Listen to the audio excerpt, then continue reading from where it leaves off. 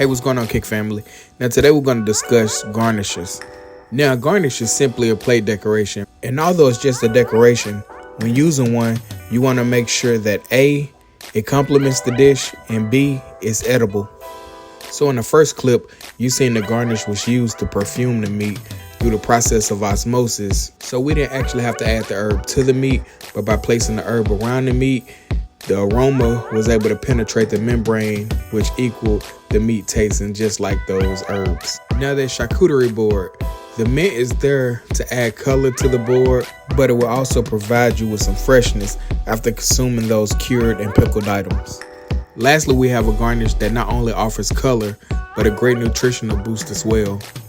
And that garnish is micro kale. Now, micro kale is a good source of antioxidants, vitamins, and minerals such as potassium and calcium. And lastly, it tastes great and it will enhance the flavor profile of any dish. Just check out this cremini mushroom risotto dish topped with baby kale. Doesn't it look fantastic? So to sum it up, a garnish is a great addition to any dish. I want to thank you guys for checking this video out. I'll catch you next week.